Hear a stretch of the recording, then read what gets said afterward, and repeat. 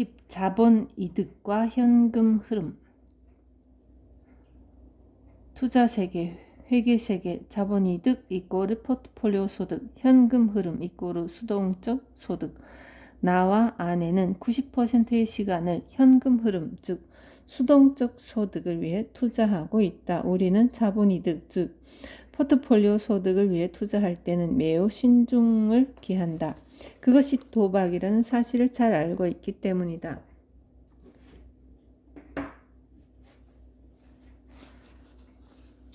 당신이 캐시플로우 게임을 해봤다면 자본 이득과 현금 흐름을 위한 투자 사이에는 매우 다양한 투자 기회들이 존재한다는 사실을 발견했을 것이다.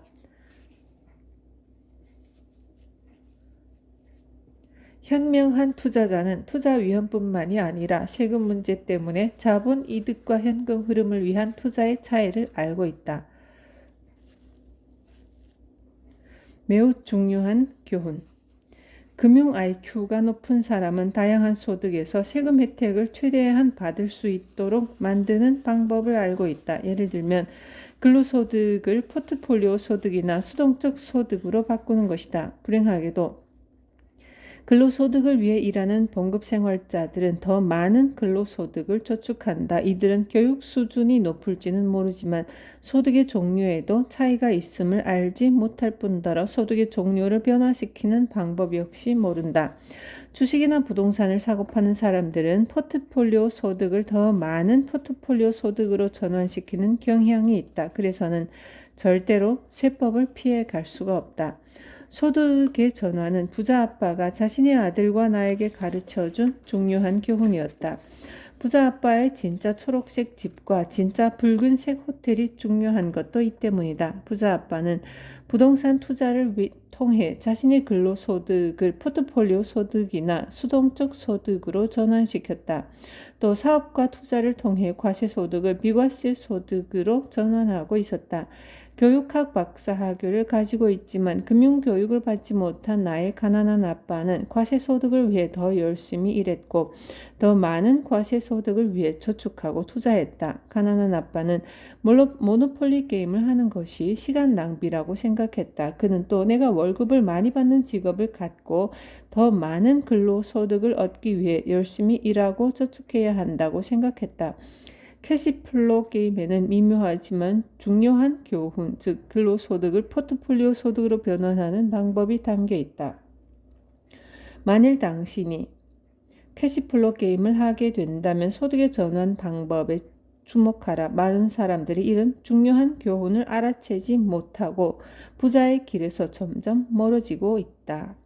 현실 세계의 투자, 부동산 거품이 한창일 때 우리 부부는 한 부동산 프로젝트의 현금 흐름과 자본이득 두 가지를 모두 고려해 많은 돈을 투자했다. 이 프로젝트는 애리조나주 피닉스 인근의 부촌인 스코츠데일리에 위치한 아파트 400채에 대한 투자였다.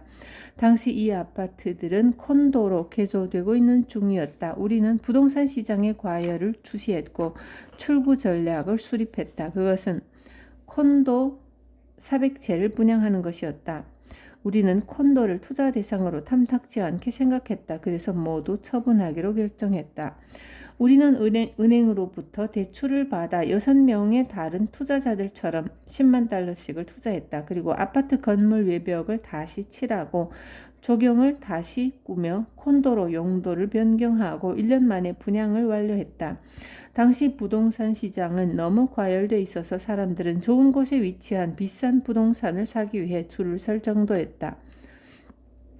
우리가 투자한 10만 달러를 회수하고 약 100만 달러를 벌어들이는데 채 1년이 걸리지 않았다. 콘도 분양이 완료됐을 때 우리는 회계사의 도움을 받아 수익금 100만 달러를 1031 교환으로 전환했다. 1031 교환, 납세자가 투자 목적으로 구입했던 건물을 팔고 다른 건물을 투자할 목적으로 살 경우 처음 샀던 건물에서의 판매 차익에 대한 세금을 유보시킬 수 있는 세법 조항. 이것은 우리 부부가 부동산 거래 차익인 100만 달러에 대해 세금을 내지 않고 애리조나주 투손에 있는 400채의 아파트에 다시 100만 달러를 투자할 수 있다는 뜻이다. 100만 달러는 세금을 내지 않은 돈이었고 이를 투자한 400채의 아파트에서 다시 현금 흐름이 창출됐다. 이 현금 흐름 가운데 대부분은 부동산에서 발생하는 수동적 소득이기 때문에 세금을 내지 않았다. 기술적으로 말하면 나와 아내는 우리 돈을 이용하지 않고 400채의 아파트를 구입했고 이 아파트들은 현재까지 매달 수동적 소득을 만들어주고 있다. 부동산 시장이 붕괴했을 때 우리는 집세를 인상했다. 많은 사람들이 집을 사지 않고 임대주택에서 살고 있었기 때문에 가능한 일이었다. 다시 강조하지만 부동산은 그 지역에 일자리가 있을 때만 가치가 있다. 킴과 나는 부동산을 살 때 늘 주변에 안정된 일자리가 있는지 확인했다.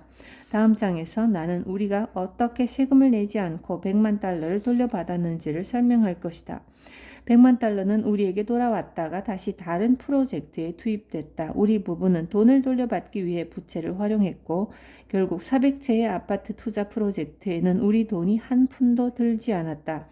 우리는 400채의 공짜 아파트를 이용해 한 달에 약 8,000달러의 비과세 소득을 올리고 있다. 세금이 없는 점을 감안하면 한 달에 1,200달러의 급여를 받는 직업과 똑같다고 볼 수 있다. 다시 강조하지만 나는 소유한 부동산이나 주식을 자랑하기 위해 이 책을 쓴 것이 아니다. 나는 독자들이 금융교육의 수준을 높이기를 바라는 마음에서 이 책을 썼다. 우리 부부 역시 처음에는 이 책에서 제시한 것처럼 금융교육을 받고 출발한 것이 아니다.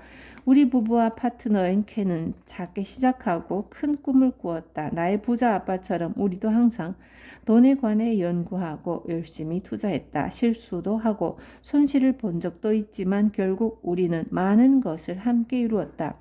투자에서 가장 중요한 것은 금융교육과 현실 경험이다. 주식, 채권, 뮤추얼 펀드 투자가 위험한 이유. 우리 부부가 주식 투자를 꺼리는 이유 가운데 하나는 부동산 투자가 너무 쉽기 때문이다. 또 세법과 부채를 활용하는 방법도 서로 다르다. 나중에 자세히 설명하겠지만 주식보다는 부동산에 더 많은 통제권을 가질 수 있다는 것도 주식 투자를 꺼리는 이유이다. 하지만 이것이 주식이나 채권, 뮤추얼 펀드, ETF와 같은 금융자산의 투자에서는 안 된다는 뜻일까? 그렇지는 않다. 당신이 금융자산을 좋아한다면 최고의 금융자산 투자자가 되어야 한다. 금융자산에서 중요한 것은 위험에 대한 통제이다. 위험을 통제하는 방법을 알게 되면 금융자산에 대한 투자는 평생 안정적인 소득을 얻을 수 있는 훌륭한 방안이 될 수 있다. 개인적으로는 나도 금융자산에 대한 수업을 받고 있다. 내가 금융자산 수업을 듣는 이유는 투자의 원칙이 동일하기 때문이다. 내가 더 좋은 기업가가 되고 훌륭한 부동산 투자자가 되고 미래를 예측하는 방법을 알게 된 것은 금융자산에 대한 수업, 특히 기술적 분석과 옵션 거래에 대한 수업을 들었기 때문이다. 미국에서 금융자산에 대한 투자가 부동산 투자보다 불리한 것은 자본이득에 대한 과세 유예 때문이다. 몇 년 전에 미국 세법 1031 조항에 의해 주식의 거래 차익도 세금을 유예하는 것이 가능했다. 그런데 지금은 이 금융자산에 대해 이 조항이 폐지되었다. 따라서 부동산 투자자들만 세금 혜택을 받을 수 있게 되었다.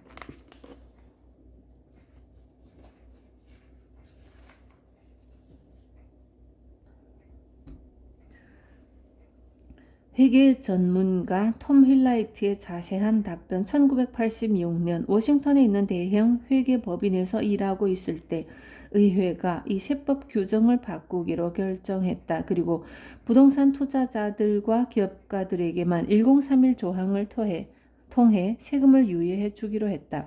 세법이 바뀐 이후부터 금융자산 투자자들은 부동산 투자자나 기업가와 달리 세법의 이점을 누리지 못했다. 뮤추얼 펀드 투자자들은 실제로 뮤추얼 가격이 하락한 해에도 세금을 내야 할 수도 있다. 금융교육을 받지 못한 사람들에게는 커다란 손해가 아닐 수 없다. 현금 흐름을 만드는 수동적 소득. 나와 내 아내의 인생 목표는 현금 흐름의 지속적인 창출이다. 그래서 우리가 개발한 게임의 이름도 캐시플로라고 지었다. 우리 부부에게 평생 지속되는 현금 흐름은 재정적인 자유를 뜻한다. 수동적 소득은 조기에 은퇴해서 인생을 즐길 수 있도록 해주며 세 가지 소득의 종류 가운데 가장 세금을 적게 내는 소득이다. 부자 아빠, 가난한 아빠는 자산과 부채의 차이에 대한 책이다. 안타깝게도 대부분의 사람들이 집, 자동차와 같은 부채를 자산으로 생각하기 때문에 재정적으로 어려움을 겪고 있다. 더 비극적인 것은 사람들이 투자를 자본이득의 관점에서 생각하기 때문에 순자산 가치가 중요하다고 생각한다는 것이다. 문제는 사람들이 집이나 자동차, 가전제품, 그리고 퇴직연금 등과 같은 부채를 근거로 순자산 가치를 측정하고 있다는 사실이다. 나와 아내는 우리들의 순자산 가치가 얼마인지 모른다. 하지만 매달 발생하는 현금 흐름이 얼마인지는 정확히 알고 있다. 이런 정의들을 단순하게 설명하기 위해 나의 부자 아빠는 자산은 돈을 당신의 주머니에 넣어주는 것이고 부채는 당신의 주머니에서 돈을 빼앗아가는 것이다 라고 말했다. 나는 이러한 과도한 단순화 때문에 교육 수준이 높은 사람들로부터 수많은 공격을 받았다. 하지만 당신이 이 세상을 투자자와 국세청의 관점에서 본다면 이러한 단순함에서 큰 지혜를 발견하게 될 것이다. 당신이 은행에 저축을 하고 퇴직연금에 투자를 한다면 당신의 현금 가운데 상당 부분은 국세청으로 흘러 들어가게 될 것이다. 당신이 낸 세금은 정부의 입장에서 보면 수동적 소득이다. 왜 정부가 투자하기를 바라는 곳에 그리고 정부가 당신에게 돈을 주는 곳에 투자하지 않는가? 나는 이런 곳에 투자하는 것이 가장 현명한 투자라고 생각한다. 우리 부부는 이런 정부의 정책을 최대한 활용하고 있다. 우리는 현금 흐름을 충분히 확보하고 있기 때문에 언제나 투자를 하고 있다. 하지만 주식, 채권, 뮤추얼 펀드 또는 퇴직연금에는 투자하지 않는다. 정부로부터 돈을 받고 이를 다시 정부에게 되돌려 준다는 것은 이해할 수 없는 일이다. 나와 내 아내는 저축을 하지 않는다. 세계 각국의 정부들이 수조 달러의 가짜 종이돈을 찍어내고 있는 상황에서 저축할 이유가 없기 때문이다.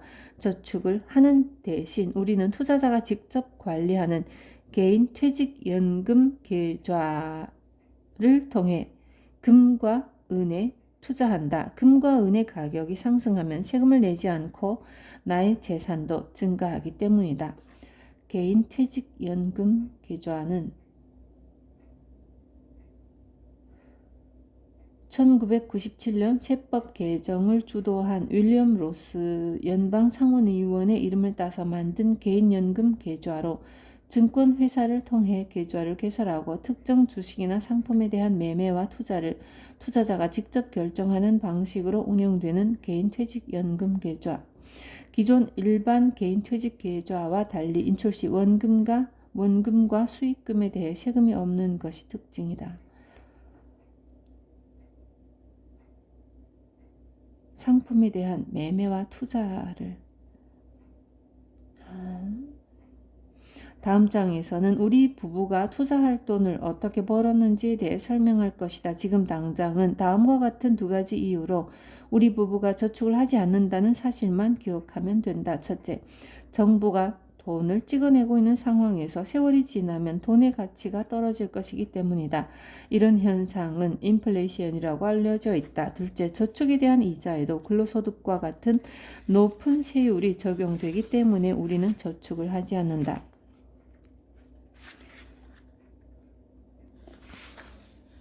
회계 전문가 톰 힐라이트의 자세한 답변. 선진국의 세법은 수천 페이지에 달한다. 이 가운데 단지 몇 페이지만이 세수를 확보하는 것이 할당돼 있다. 사실 미국에서는 세금을 거두는 것에 관련된 조항은 조금 과장되게 말하면 단지 한 문장에 불과하다. 세법이 예외로 하지 않는 한 모든 소득은 과세 대상이라고 규정하고 있다. 그리고 몇백 페이지는 세금을 절약하기 위해 퇴직연금을 어떻게 사용하는지에 대해 이야기하고 있다. 나머지 수천 페이지에 이르는 세법은 기업 투자, 세금 공제, 특별 세율 등을 통해 세금을 줄이는 방법을 다루고 있다. 자주 묻는 질문. 세금이라는 관점에서 미국의 401k와 같은 전통적인 퇴직연금들은 구체적으로 어떤 문제점이 있는가? 간단한 답변. 미국에서 401k 퇴직연금은 은퇴해서 가난하게 사는 사람들을 위해 설계된 것이다. 이 때문에 재무설계사들은 당신이 은퇴하게 되면 소득이 줄어들 것이라고 말한다. 그럼으로써 개인이 은퇴할 때 소득세율을 정당화시킨다. 재무설계사들이 말하는 계획퇴직연금은 당신이 은퇴할 때 소득이 줄어드는 것을 전제로 한 것이다. 소득이 적기 때문에 낮은 세율이 적용되는 구간에 속하고 세금도 적게 낼 것이다. 재무설계사들이 제안하는 은퇴 계획은 부자로 은퇴하는 사람들을 위한 것이 아니다. 회계 전문가 톰 휠라이트의 자세한 답변. 전통적인 개인퇴직 계좌들은 현재의 저축에 대해서는 세금을 공제해주고 은퇴한 이후에 돈을 인출할 때 세금을 부과한다. 그럴듯하게 들리지만 전혀 그렇지 않다. 그 이유는 다음 세 가지이다. 첫째, 당신이 은퇴한 이후에도 일할 때처럼 잘 살고 싶다면 지금처럼 높은 소득이 있어야 한다는 뜻이고, 그렇게 되면 은퇴할 때 높은 세율을 적용받는 구간에 속하게 된다. 왜냐하면 당신은 기업공제, 주택공제, 그리고 부양가족공제를 받지 못하기 때문이다.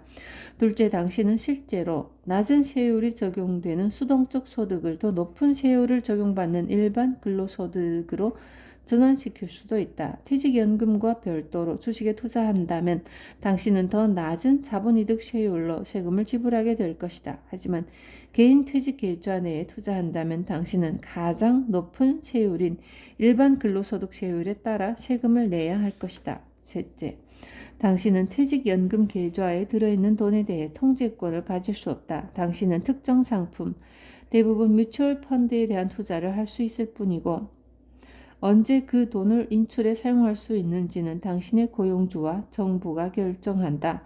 비사분면과 알사분면에는 정부에 돈을 돌려주지 않고도 세금을 영원히 줄일 수 있는 방법이 수천 개가 있다. 가장 높은 세율이 적용될 때까지 세금을 연기하는 것이 또 얼마나 말도 안 되는 짓인지 깨닫게 되기 전까지 나도 다른 회계사들처럼 퇴직연금에 최대한 많은 돈을 불입하라고 충고했었다. 자주 묻는 질문. 부동산만이 세금 혜택을 볼 수 있는가? 간단한 답변. 정부는 많은 세금 혜택 정책을 가지고 있다. 우리 부부는 우리가 이해할 수 있는 프로젝트에만 참여하고 있다. 회계 전문가 톰 휠라이트의 답변. 대부분의 적극적 투자에는 세법이 제공하는 몇 가지 혜택이 주어진다. 여기에는 원유, 가스전 개발, 목재 농업, 청정 에너지에 대한 투자 등이 포함되어 있다. 의회가 당신의 돈을 어디에 투자하기를 원하는지 알고 싶다면 세법을 살펴보라. 당신이 투자하고 싶은 분야에 대한 세금 혜택이 있을 가능성이 높다. 자주 묻는 질문. 세금 혜택을 받을 수 있는 다른 투자 분야는 무엇인가? 간단한 답변. 원유와 가스다. 원유와 가스. 설명. 1966년 19세 때 나는 캘리포니아 해안을 운행하던 스탠더드 오일사의 유조선에 보조 항해사로 일하고 있었다. 내가 원유에 관심을 갖게 된 것도 바로 그때였다. 1970년대 나는 부자들에게 원유와 가스 투자를 통해 세금을 피할 수 있는 상품을 판매하는 독립투자은행에서 일했다. 나와 내 아내는 지금도 원유와 가스 개발 프로젝트에 투자하고 있다. 우리는 엑손이나 영국 석유 같은 석유회사의 주식이나 뮤추얼 펀드에 투자하지 않는다. 우리는 원유 탐사와 개발의 동업자로 투자한다. 이 말은 우리가 주로 텍사스와 오클라호마 그리고 루이지애나에서 석유회사와 함께 특정 프로젝트에 대해 동업을 한다는 뜻이다. 이 지역에는 우리가 소유한 아파트들이 있다. 투자가 성공하면 우리는 석유와 천연가스 판매에서 얻어지는 수익의 일부를 받게 된다. 이것은 낮은 세율을 적용받는 현금 흐름이다. 원유와 천연가스는 운송, 난방, 플라스틱 그리고 비료 생산에 필수적인 원자재이다. 당신의 주방을 둘러보면 원유는 거의 모든 곳에서 사용되는 것을 알 수 있다. 정부가 원유 개발에 세금 혜택을 주는 이유는 위험하지만 국가 경제와 일상생활 그리고 생활 수준을 높이는 데 반드시 필요한 원자재이기 때문이다. 현금 흐름과 세금 혜택을 모두 누려라.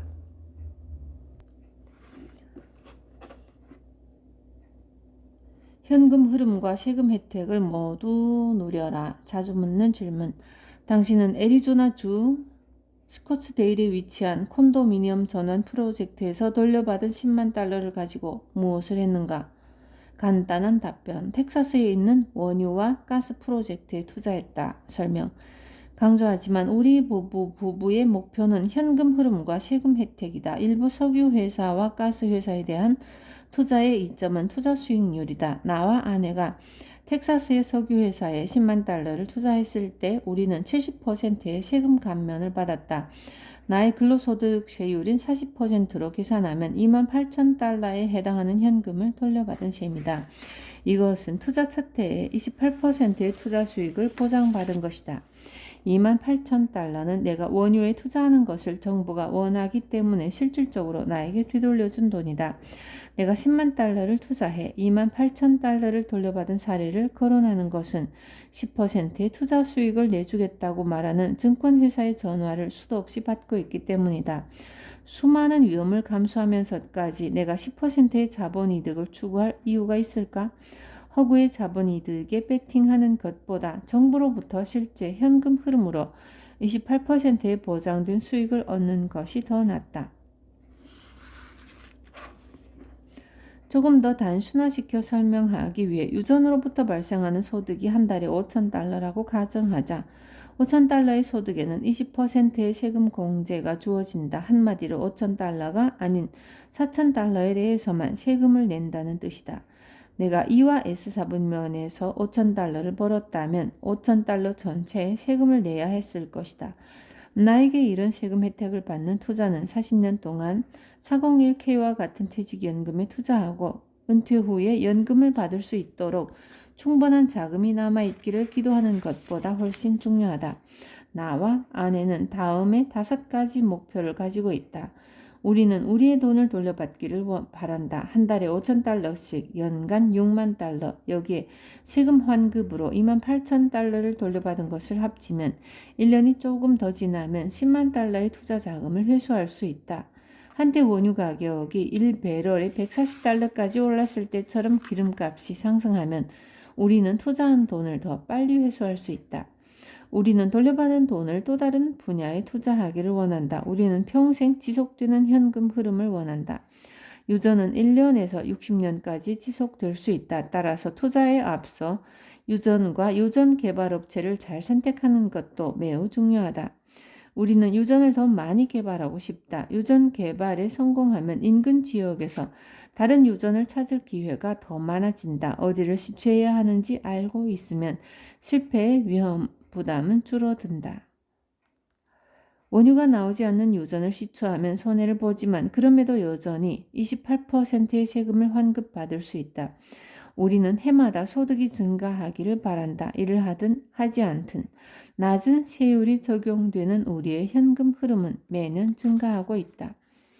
유전 개발은 위험 부담이 높은 사업이다. 그래서 법적으로 유전 개발 프로젝트에는 공인받은 투자자, 즉 돈과 지식이 있는 투자자들만 투자를 할 수 있다. 높은 위험성은 원유 자체에 있는 것이 아니라 유전을 개발하는 기업가의 위험을 말한다. 성공적인 유전 개발 업체도 원유가 나오지 않는 한 빈 유정을 굴착하는 경우가 있다. 교육을 받지 못했거나 돈이 없다면 유전 개발 사업에 투자하지 않는 것이 최선이다. 오히려 영국 석유나 엑손처럼 석유 기업의 주식에 투자하는 것이 더 안전하다. 주식은 주식 중개인을 통해 살 수 있다. 석유 회사의 주식에 투자하면 자본이득과 배당금에서 나오는 현금 흐름 2가지를 얻을 수 있다. 하지만 세금 혜택은 받지 못한다. 자주 묻는 질문. 환경, 산업은 어떤가? 지구온난화에 투자하는 것은 어떨까? 설명.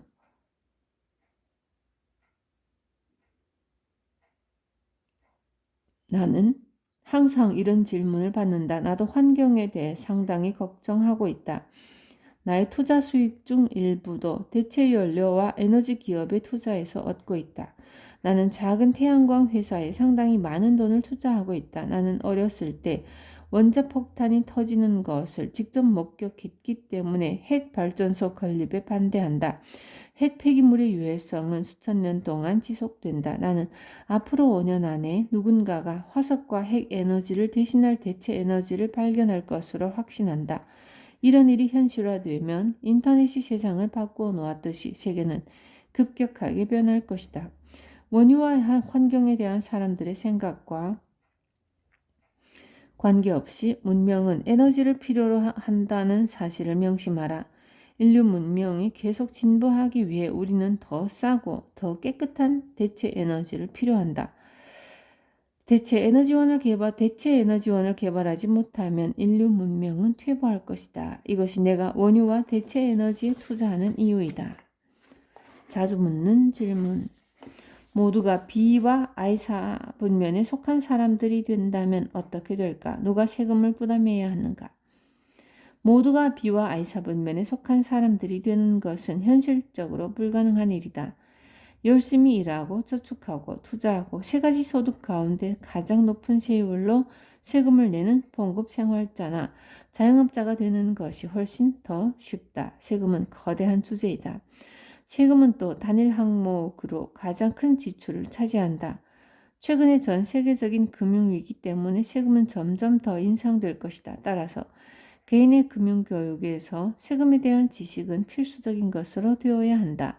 세법은 특정 사분면에 속한 사람들을 위해 만들어진 것인지 직업에 맞춰 만들어진 것이 아니라는 사실을 명심해야 한다. 학교를 졸업하고 좋은 곳에 취직하거나 의사가 되려고 말하는 것이 세금의 관점에서 보면 어리석은 조언이 될 수밖에 없다. 세금을 줄이고 싶다면 자신이 속한 사분면을 바꾸거나 다른 사분면을 추가해야 한다. 세금보다 더 중요한 것은 당신이 속한 사분면에서 행복을 느끼고 있느냐이다. 다시 말해 세금 때문에 사분면을 바꾸는 것은 좋은 생각이 아니다.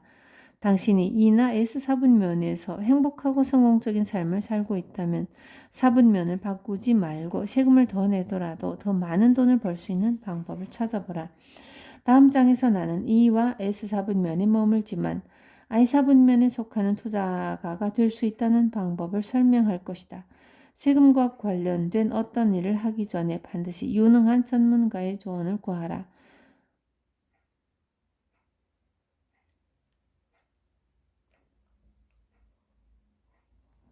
마지막으로 모든 세무사들의 능력이 동일하지 않다는 사실을 명심하라. 대부분은 E와 S사분면에 속한 사람들이어서 E와 S사분면의 사고방식을 가지고 있다. 다시 말해 회계사나 변호사라고 하더라도 누구에게 조언을 구할지 신중하게 선택하는 것이 중요하다. 회계 전문가 톰 휠라이트의 자세한 답변. 세금은 생활의 일부이다. 당신은 세법을 생활의 일부분으로 만들어 이용할 것인지 아니면 아무것도 하지 않고 엄청난 세금을 부담할 것인지를 선택해야 한다. 세법에 대한 깊은 지식과 능력 있는 세무사로부터 훌륭한 세무 상담을 받는 대부분의 기업가와 투자가들은 10%에서 40%까지 세금을 줄일 수 있다. 세금에서 절약한 돈은 부를 증식하거나 또 다른 투자에 활용될 수 있다. 기다리지 말고 당장 행동에 나서라. 그리고 당신의 세금을 얼마나 줄일 수 있는지 알아보라.